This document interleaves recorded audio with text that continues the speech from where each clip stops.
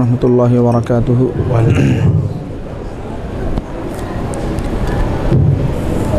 الحمد للہ رب العالمین والعاقبۃ للمتقین والصلاة والسلام على سید الانبیاء والمرسلین وعلى آلہ الطیبین واصحابہ الاکرمین واولیائہ الکاملین واتباعہ الاجمعین، اما بعد فاعوذ باللہ من الشیطان الرجیم، بسم اللہ الرحمن الرحیم۔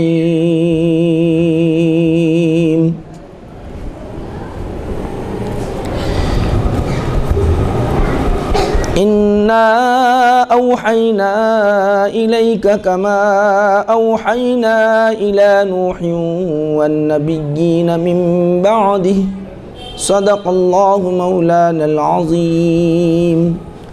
وقال تعالى في شان حبيبه إن الله وملائكته يصلون على النبي يا أيها الذين آمنوا صلوا عليه وسلموا تسليما، اللهم صل على سيدنا محمد وعلى آله وصحبه أفضل صلواتك وعدد معلوماتك وبارك وسلم۔ شہنشین پر تشریف فرما مشائخین عظام، علماء کرام، بزرگان ملت، پیارے نوجوانوں، عزیز ساتھیوں، آج کی یہ جو محفل ہے، اس محفل میں ہمارے مشفق و محترم سید امان اللہ حفظہ اللہ نورانی، انہوں نے یہ کہا کہ آپ کو بخاری کے درس کا آغاز کرنا ہے، تو اس ضمن میں میں حاضر ہوا ہوں۔ انشاءاللہ العزیز بخاری سے چند باتیں اس سے جو متعلق ہیں آج کی محفل میں مختصر ذکر کرنے کی سعادت میں حاصل کروں گا۔ آج کی جو محفل ہے یہ ہماری محفل واقعتاً ایک مرد حق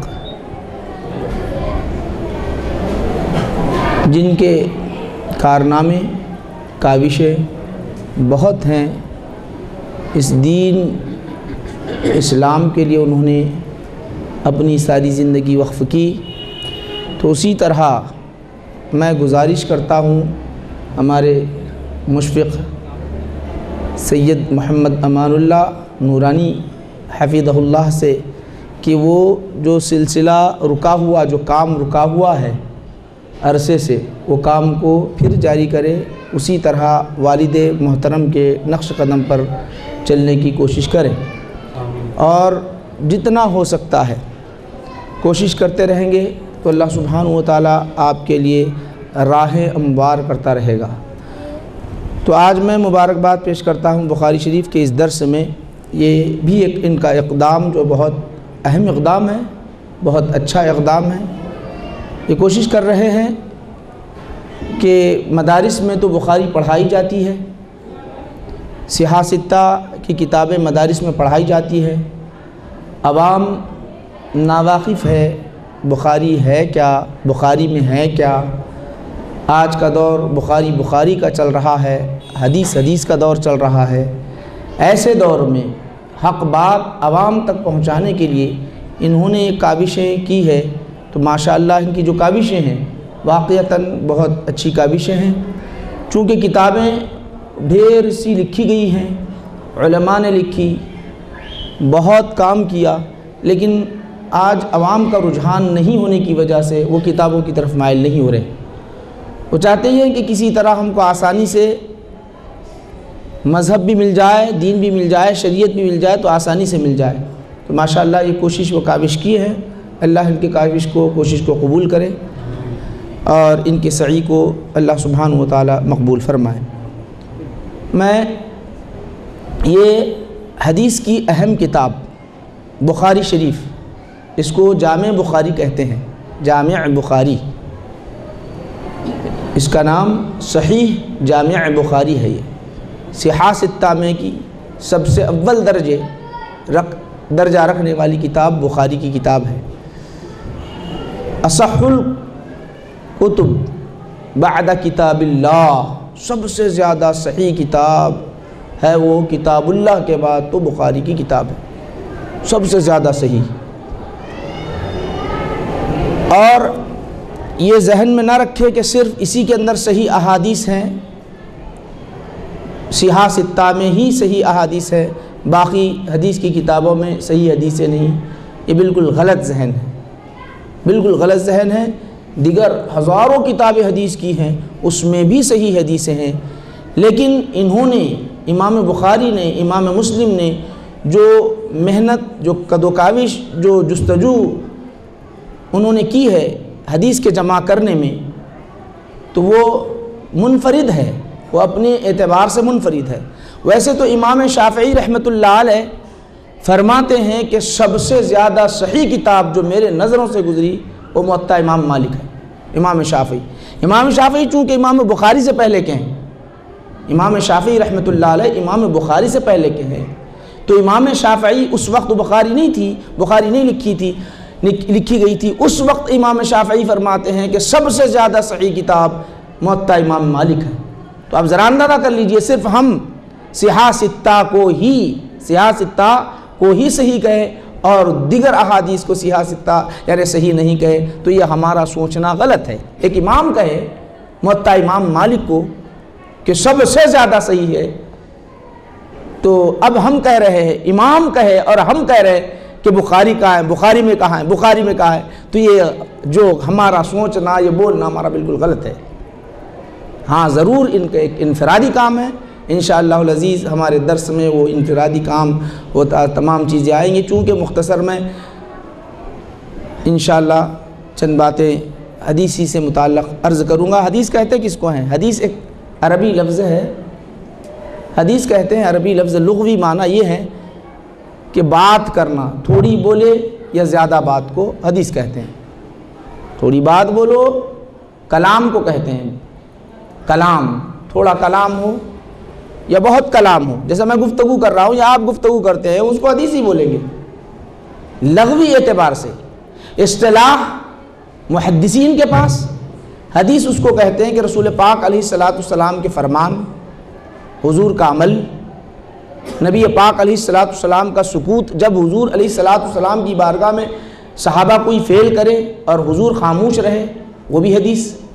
اور محدثین کے پاس ایک اصولیین ہوتے ہیں، ایک محدثین ہوتے ہیں، محدثین کے پاس صفات رسول کو بھی حدیث میں شامل کیا گیا۔ صفات رسول یعنی نبی پاک علیہ السلام کا چہرہ مبارک اس طرح تھا، گیسوئے مبارک ایسے تھے، اس کو بھی حدیث میں شمار کیا۔ محدثین چونکہ اصولیین وہ مسئلے کو ثابت کرتے ہیں، حرام حلال اس پر بحث کرتے ہیں، اس لیے وہ اس تعریف میں، حدیث کی تعریف میں اس صفات رسول صلی اللہ علیہ وسلم کو نہیں لیتے ہو۔ تو بہرحال حدیث کے معنی ہیں رسول پاک علیہ السلام کے فرمان، حضور کا عمل، نبی پاک علیہ السلام کے سامنے صحابہ کوئی عمل کرے، خاموش بیٹھ جائے تو اس کو حدیث کہتے ہیں۔ بخاری کا نام ہے جامع بخاری، یہ جامع کہتے کس کو ہیں؟ ایک اصطلاحی بات ہے، اس کو جس کتاب کے اندر، حدیث کی جس کتاب کے اندر 8 فنون ہو، 8 فنون جس کتاب کے اندر ہو اس کو جامع کہتے ہیں۔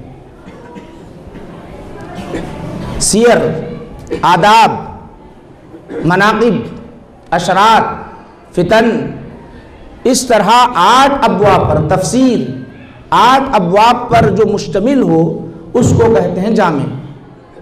تو یہ 8 ابواب یعنی 8 فنون ایسے ہیں کہ ساری چیزیں، کائنات کی ہر چیز آ جاتی ہے اس کے اندر۔ اگر ایک ایک کی وضاحت کی جائے تو وقت زیادہ جائے گا، اس لیے 8 فنون پر جو کتاب مشتمل ہو اس کو جامع کہتے ہیں۔ تو یہ جامع بخاری ہے۔ امام بخاری ان کا نام بخاری نہیں ہے، یہ بخاری بخارا ایک مقام کا نام ہے۔ جس طرح کوئی حیدرآباد میں رہتا ہے تو حیدرآبادی کہتے ہیں، اورنگ آباد میں رہتا ہو تو اورنگ آبادی کہتے ہیں، اسی طرح بخارا میں رہتے ہیں تو بخاری کہتے ہیں۔ اصل میں محمد بن اسماعیل رحمہم اللہ یہ بہت بڑے امام، اور یہ جب تولد ہوئے، پیدا ہوئے تو اس وقت نابینا تھے۔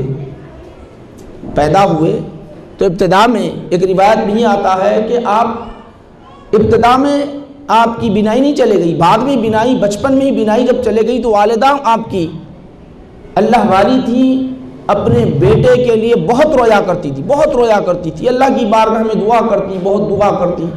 آپ فرماتی ہیں کہ ایک رات میں رب کی بارگاہ میں دعا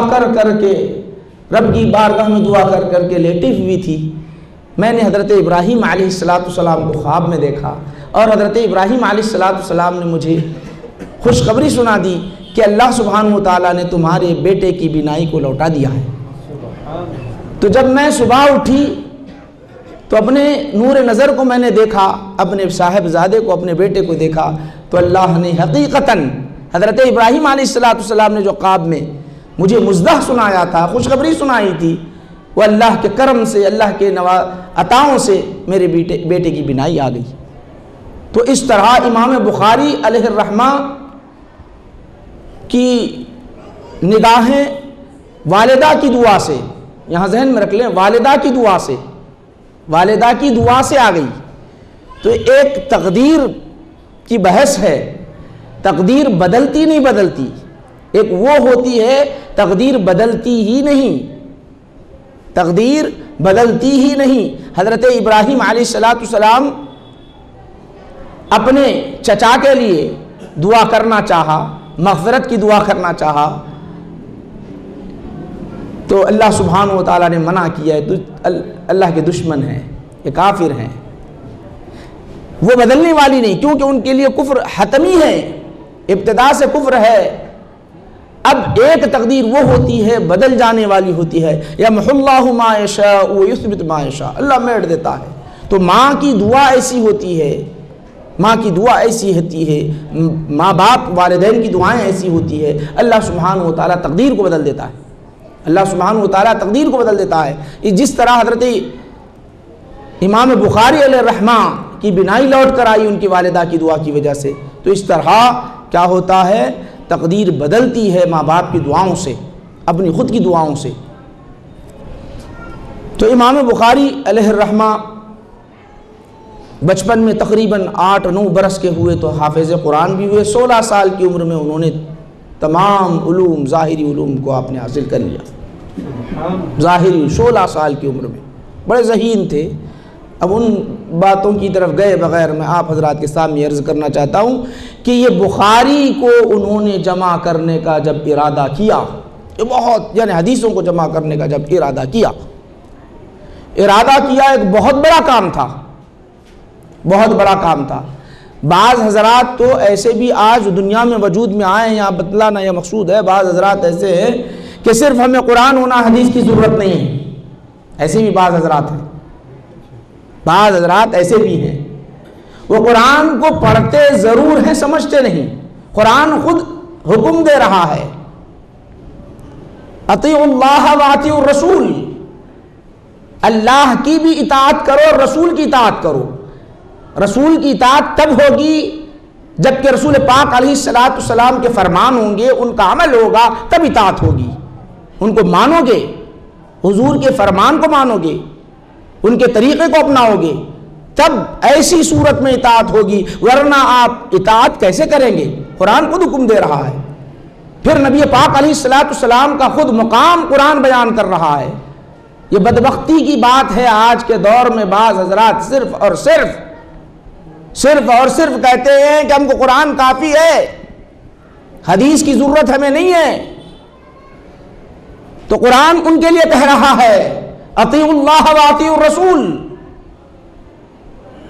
جگہ جگہ اللہ سبحانہ و تعالی ارشاد فرما رہا ہے، بلکہ یہ کہا یحل لهم الطیبات ویحرم علیہم الخبائث، میں نے رسول کو ایسے ہی نہیں بھیجایا ہے، رسول تو شان والا رسول آیا ہے، وہ ایسا شان والا رسول ہے کہ پاکیزہ چیزوں کو حلال کرتا ہے، خبیث چیزوں کو حرام کرتا ہے۔ میں نے اتنا اختیار دیا ہے، میں نے اتنا اختیار دیا ہے۔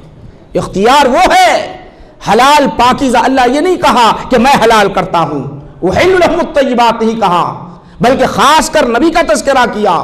نبی کا تذکرہ کرنے کے بعد، رسول پاک علیہ السلام کا تذکرہ کرنے کے بعد کہا یحل لہم الطیبات ویحرم علیہم الخبائث، وہ شان والا رسول بھیجا ہوں تمہارے درمیان، پاکیزہ چیزوں کو حلال وہ قرار دیتے ہیں اور خبائث کو حرام قرار دیتے ہیں، وہ شان والے ہیں۔ یہ قرآن کی آیات ان کے نگاہوں سے نہیں گزرتی، یا ترجمہ نہیں پڑھتے وہاں سے نہیں معلوم۔ بخاری میں آتا ہے، مسلم میں آتا ہے، صحاح ستہ کی حدیث ہے، نبی مکرم صلی اللہ علیہ وسلم ارشاد فرماتے ہیں، آقا نبی پاک علیہ السلام ارشاد فرماتے ہیں کہ چند لوگ ایسے بھی پیدا ہوں گے، چند لوگ ایسے پیدا ہوں گے اللہ اللہ کی باتیں کرتے رہیں گے، جب میری بات آئے گی تو رد کہیں گے، کریں گے، وہ رد کریں گے، کیا کریں گے کہ ہمیں قرآن کافی ہے، کتاب اللہ کافی ہے۔ تو حضور ارشاد فرماتے ہیں ایسا کہنے والا مومن نہیں ہے، ایسا کہنے والا مومن نہیں ہے۔ تو بعض حضرات ایسے بھی ہیں جو اپنے آپ کو مسلمان کہتے ہیں اور حدیث کو نہیں مانتے۔ تو حدیث ہماری شریعت کا دار و مدار قرآن اور حدیث پر ہے، اور جب تک ہم قرآن اور حدیث کو میرے بھائیوں نہیں سمجھیں گے تب تک اپنی زندگی گزارنا ہمارے لیے، اپنی شریعت پر عمل کرنا ہمارے لیے دشوار بن جاتا ہے۔ تو آج کا دور تو کٹھین دور ہے، ایسا دور کہ ہر شخص بخاری کو کبھی دیکھا ہی نہیں، بخاری کو کبھی پڑھا ہی نہیں، بخاری کے عربی الفاظ سے واقف نہیں، اس کی عبارت کو جانتا نہیں، بخاری کہتا ہے۔ تو آج ہمارے لیے سب سے بڑی ذمہ داری یہ ہوتی ہے کہ بخاری کو حقیقت میں عام کرے، آسان انداز سے عام کرے، اور جب یہ آسان انداز میں عام ہو جائے گی تو عوام کو کثیر فائدہ ہوگا، بہت زیادہ فائدہ ہوگا۔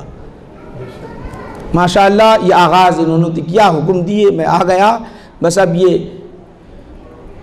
پروگرام ہے۔ اس سے پہلے 8 دن پہلے ایک فون آیا، پھر کل یا آج فون آیا تھا، فون پر آ گیا ہوں، اللہ کا کرم ہے، تعلقات ہیں انشاءاللہ۔ اب یہ کام تو جاری رہے گا، میں آغاز کرنے کے لیے مختصر آیا ہوں، اب یہ کیسے کام چلتا رہے گا آپ دعا کیجئے، اور یہ کام جاری رہنا بہت ضروری ہے، اور آسان انداز میں آج قوم تک یہ بخاری حقیقت میں پہنچنا ضروری ہے۔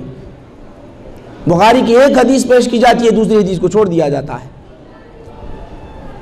تو بزرگان ملت امام بخاری نے بہت محنت کی، اتنی محنت کی احادیث کو جمع کرنے میں۔ ایک حدیث معلوم ہے کہ یہاں سے 50 میل دور پر بھی ایک حدیث، کوئی حدیث بیان کرنے والا ہے تو چلے جا رہے ہیں، 100 میل دور کوئی محدث حدیث بیان کرنے والا ہے، صرف ایک حدیث لینے کے لیے، ایک حدیث کے حصول کے لیے۔ آج تو ہمارے گھر گھر میں احادیث کی کتابیں ہیں، حدیث کا درس ہوتا ہے، ہم کہتے ہیں کہ کیا ملنے والا ہے، یہاں کوئی دولت بٹ رہی ہے، یہاں کوئی منصب بٹ رہا ہے، یہاں کوئی شہرت ملنے والی ہے۔ یہ ہمارا جو مزاج بن چکا ہے، کہاں جس کو شہرت ملتی ہے وہ منصب پر آ کر بیٹھنے کی کوشش کرتا ہے، اگر اس کو شہرت وہاں نہیں دی جاتی یا وہ عزت نہیں دی جاتی تو پھر وہ اس محفل میں نہیں آتا۔ بعض حضرات ایسے ہیں، بعض حضرات کی فکر یہ بن چکی ہے کہ ہمیں دولت ہی نہیں مل رہی ہے تو جائیں کیوں، کوئی فائدہ ہی نہیں، کھانا ہی نہیں ہے تو جائے کیوں، یہ مزاج بن چکا ہے۔ اس حدیث کو جمع کرنے کے لیے ہمارے اسلاف نے جو کارنامے، جو کاوشیں کی ہیں، اس کی نظیر کسی مذہب، کسی دین میں ہرگز نہیں ملتی۔ جو کاوشیں امام بخاری نے کی، تو امام بخاری کو ایک حدیث مل رہی ہے تو وہاں جا رہے ہیں، حدیث کو حاصل کر رہے ہیں، لے رہے ہیں۔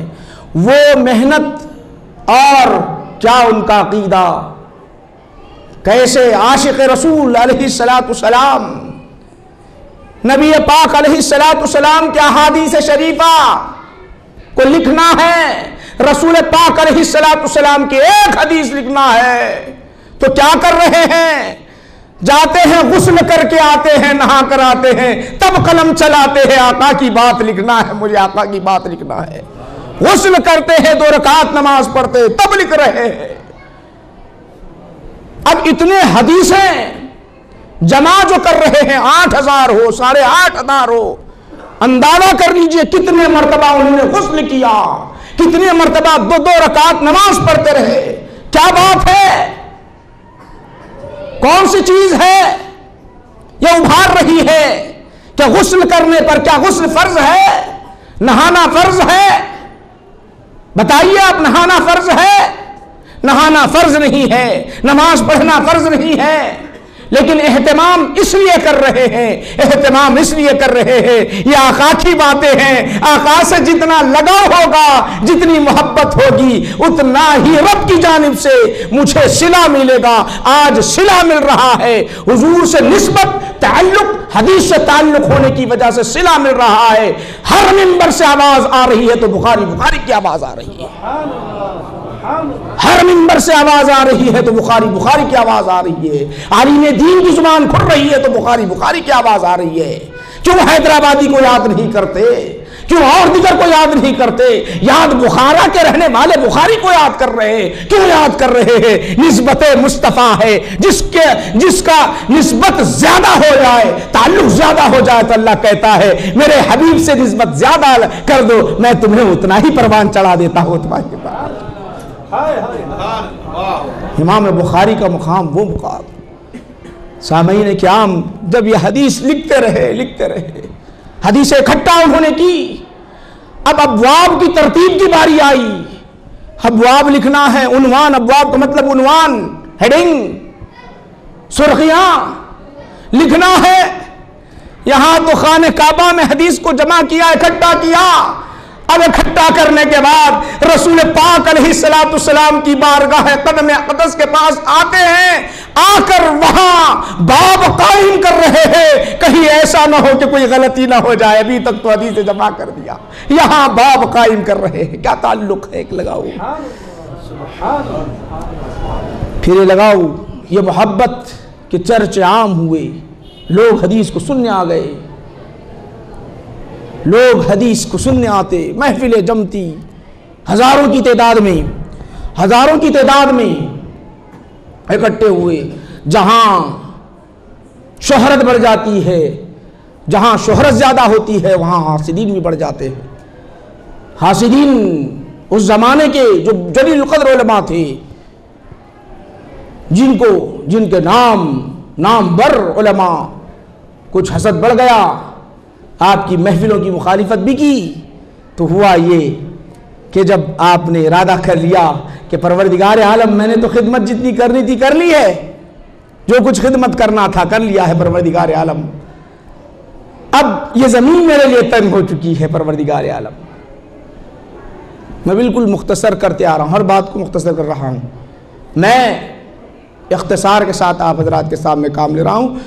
یہ میرے لیے تنگ ہو چکی ہے پروردگار عالم، مجھے اس دنیا سے اٹھا لے، اپنے پاس بلا لے پروردگار، آپ بلا لے۔ ایسے محدث کبیر کے ساتھ قوم نے کیا ہے، یہ معاملہ کیا۔ بزرگان ملت اللہ سبحانہ وتعالیٰ کی بارگاہ میں چلے گئے، دنیا سے پردہ فرما گئے۔ اب جب دنیا سے پردہ فرما گئے تو دیکھو اللہ نے صلہ کیا عطا کیا، اللہ نے بدلہ کیا عطا کیا۔ حدیث سے تعلق رکھنے والے کو، حدیث سے محبت رکھنے والے کو، رات و دن حدیث بیان کرنے والے کو اللہ صلہ کیا عطا کیا۔ دنیا میں تو شہرت مل گئی، اب ملنے کے بعد ہوا یہ کہ لے جا کر دفنہ نماز جنازہ ادا کرنے کے بعد دفنا دیا گیا۔ دفنانے کے بعد شہر کے اندر ایک خوشبو مہکنے لگی، لوگ حیرت میں پڑ گئے، جدھر جا رہے ہیں خوشبو ہی خوشبو نظر آ رہی ہے، جہاں جا رہے ہیں خوشبو ہی خوشبو ہے، تو وہ خوشبو آ رہی کہاں ہے؟ یہ شہر کو معطر کرنے والا شخص ہے کون؟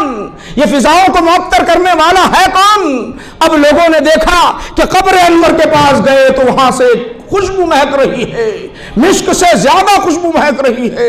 لوگ دیکھ کر حیرت میں پڑ گئے۔ حیرت میں پڑنے کے بعد لوگوں کا ازدحام بڑھ گیا۔ اب بڑھنے کے بعد انہوں نے کہا کہ یہ خوشبو کو ہم بھی تو حاصل کر لے، ہم بھی تو حاصل کر لے۔ قبر انور سے قبر انور پر جو مٹی تھی، مٹی اٹھا کر لے گئے، مٹی اٹھا کر لے گئے۔ جہاں مٹی رکھی جاتی وہاں بھی خوشبو آ جاتی تھی، وہاں بھی خوشبو آ جاتی۔ تو یہ آپ ذرا اندازہ کر لیجئے، یہ تعلق حدیث کا ایک تعلق ہو، حدیث سے جب تعلق ہو جاتا ہے تو انسان کو، مومن کو بہت بڑا مقام مل جاتا ہے۔ تو امام بخاری علیہ الرحمہ یہ جامع لکھے ہیں، کتاب کی کئی قسمیں ہیں، سنن ہے، لیکن یہ سنن نہیں کہلاتی۔ سنن اس کتاب کو کہتے ہیں جو فقہ کی ترتیب پر لکھی جائے۔ فقہ کی ترتیب کیا ہے؟ طہارت ہے، نماز ہے، اس طرح۔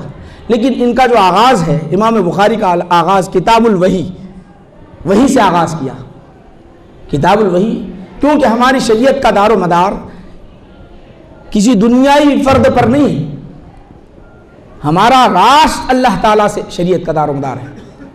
اللہ نے جو نبی مکرم صلی اللہ علیہ وسلم پر وحی فرمائی، وہی وہ بولا کرتے تھے۔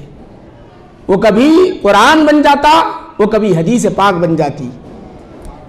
ان ہوا الا وحی یوحا، وہ اپنے طرف سے کچھ بھی نہیں بولتے، جو وحی کی جاتی ہے۔ تو یہاں امام بخاری وحی کا بیان، وحی کا آغاز کیا ہے، اور آغاز امام بخاری کا ایک اسلوب، بڑا پیارا اسلوب ہے۔ وہ کیا کرتے ہیں؟ حدیث کو بیان کرنے سے پہلے، حدیث کو لانے سے پہلے کیا کرتے ہیں؟ وہ اس سے مطابق جو آیات ہوتی ہیں، وحی سے متعلق جو آیات ہوتی ہیں، اس کا تذکرہ کرتے ہیں۔ دیکھیے، اِنَّا أَوْحَيْنَا إِلَيْكَ كَمَا أَوْحَيْنَا إِلَىٰ نُوحٍ وَالنَّبِيِّينَ، ہم نے وحی کی آپ کی طرف جیسا کہ نوح علیہ السلام اور دیگر انبیاء علیہ السلام کی طرف وحی کی۔ تو وحی کا آغاز یہاں سے کیا۔ اس کی عربی عبارت میں پڑھ رہا ہوں، سن لیجیے۔ کتاب الوحی کیف کان بدء الوحی الی رسول اللہ صلی اللہ علیہ وسلم وقول اللہ عز وجل انا اوحینا الیک کما اوحینا الی نوح والنبیین من بعدہ۔ دوسری نشست میں وحی کی ایک بحث ہوگی، بڑی دلچسپ بحث ہے۔ وحی کس انداز سے ہوئی؟ 7 قسم سے وحی نازل ہوتی تھی۔ اللہ کے رسول صلی اللہ علیہ وسلم تک جو وحی پہنچتی، 7 انداز وہ کون کون سے ہیں؟ انشاءاللہ العزیز آئندہ ہم اس نشست میں سنیں گے، چونکہ یہاں پر بزرگ بھی بیٹھے ہوئے ہیں اور آپ حضرات ماشاءاللہ تشریف لائے ہیں۔ یہ ہمارے سید محمد امان اللہ حفظہ اللہ کی کاوشیں ہیں، کوشش کر رہے ہیں۔ آپ حضرات سے گزارش کرتا ہوں کہ ان کا تعاون کریں۔ وہ مزاج کے اعتبار سے بھی دینی خدمت کا ایک بہت جذبہ رکھتے ہیں، ان کے مزاج میں شروع سے ہے، ان کے مزاج میں ہے، میں جانتا ہوں، کئی سالوں سے تعلق ہے ماشاءاللہ۔ تو یہ جذبے کو اپنے والد محترم کے طریقے پر ڈھالیں گے، ان کی جو محنت و کدو کاوش کے طریقے پر ڈھالیں گے تو انشاءاللہ یہ بہت جلدی پروان چڑھیں گے اور ان کی جو ہے عمل چلتا جاری و ساری رہے گا۔ یہ چند گزارشات میں آپ حضرات کے سامنے پیش کیا ہوں، چونکہ اور دیگر آپ کو تقاریر سماعت کرنا ہے، دیگر اور آپ کے مصروفیات ہیں، اس لیے اپنی بات کو یہیں پر ختم کرتا ہوں۔ دوسری نشست ہوگی تو بڑی، ہر نشست بخاری کی، ہر نشست ذہن میں رکھ لو، اس لیے کہ ہم یہ بخاری کے، میں جو بھی یہ بخاری کا جو درس دینے والے ہیں ان سے گزارش کرتا ہوں کہ بخاری کو آسان کر کے پیش کریں۔